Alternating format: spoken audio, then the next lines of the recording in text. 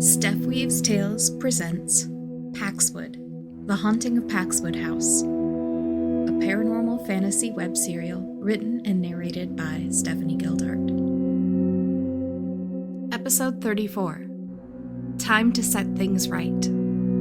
Rowen stood by the open gate at the end of the drive, staring down Paxwood House, the wind whipping her ponytail. She wore her short sword at her hip, the same sword she'd used to fight off the demon after the city council meeting. As Mix Cardoso drove up with me and Adrian in the back seat, she turned toward us, her brow furrowed, lips pressed in a thin, straight line. "Glad for the backup," she said as we emerged from the car. I could feel her gaze linger on me as I stepped out into the open. She measured me up, me and the bag I had slung over my shoulder, the bag of supplies that Char had prepared. I offered no explanation, unable to even muster a greeting. I just gripped the shoulder strap with both hands more tightly and looked past Rowen toward the house that held Char prisoner. Rowen turned toward Mix Cardoso and Adrian. "Gates open. Front door's open, too. I don't love it when the front door of a haunted house is standing open. The ghosts are expecting us, aren't they?" "The ghosts, Anholtz, and anything else she might have summoned," Mix Cardoso agreed, pulling out a pair of glasses. "No, just the frames with no visible lenses." They put on the frames and looked across the area.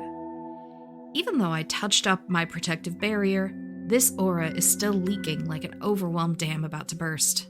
Adrian stood straight and stiff, jaw clenched, muscles tight. He scanned the area, but then his gaze settled. There, in the shadows, stalking toward the break in the wall. If Adrian hadn't pointed it out, I would have taken the movement through the thick trees as a gust of wind passing through.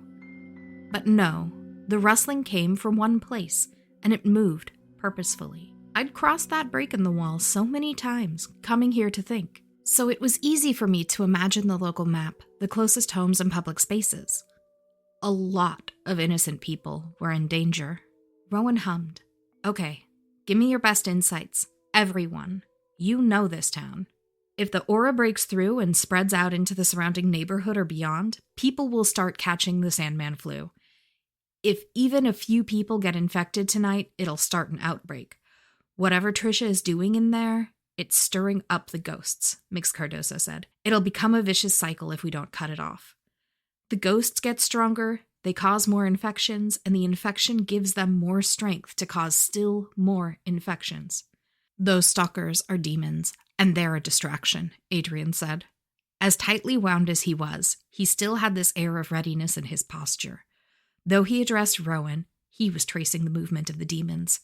He was a coiled spring, ready for action. If they were guarding Anholtz, they'd head straight for us or stay near the door. Instead, they're trying to draw us away. They'll create chaos, cause property damage, hurt people. A pause. Rowen was looking at me again. I wasn't sure what I had to contribute to this discussion, except, in the dream with the ghosts, they wanted to present me to... I trailed off, not wanting to say the name, keenly aware that it might call attention that we didn't want. "We called him the Grinner, you know, Night Fox's big villain. Bast assumed the goal was to set me up for possession, I think. So that might be what Anholtz is trying to accomplish with Char right now. And since Sly knows I know, Sly probably warned Anholtz too. So, we have a miasma, stalker demons, and a dark ceremony to set a powerful demon loose." Rowen didn't hesitate. "Alex, you can strengthen the barrier out here. Try to get the miasma to dissipate, prevent the ghosts from gaining strength.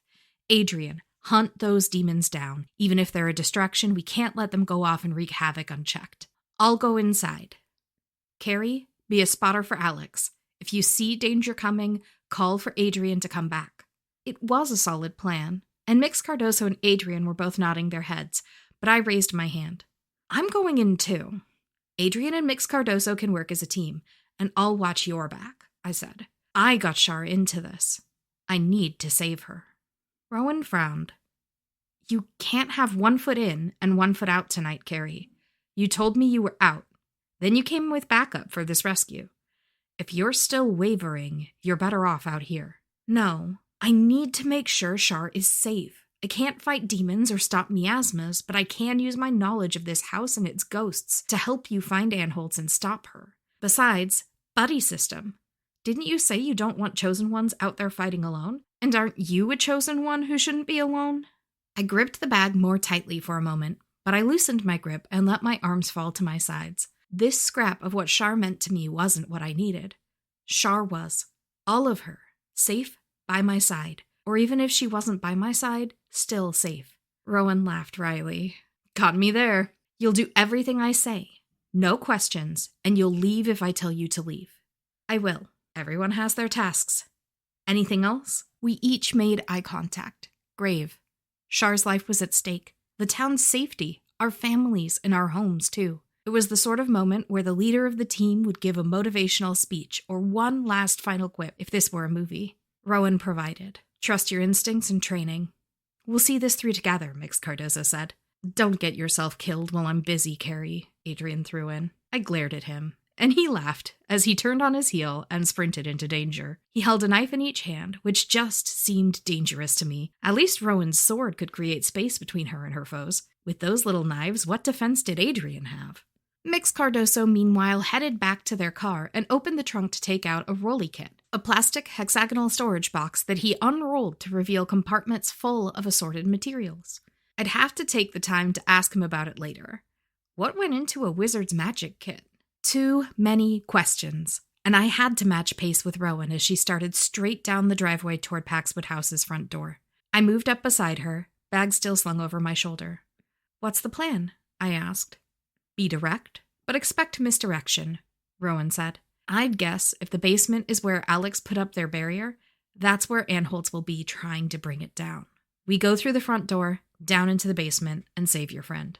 And if she's not in the basement, where would you check next? The ballroom. Since they were throwing a ball for their, grinner, it'd feel natural to do that in the actual ballroom, and not just in Slumberland. Ballroom's on the way to the basement from the front door, right? Rowen checked. I nodded. Yes. Let's hit it quick before the basement, then.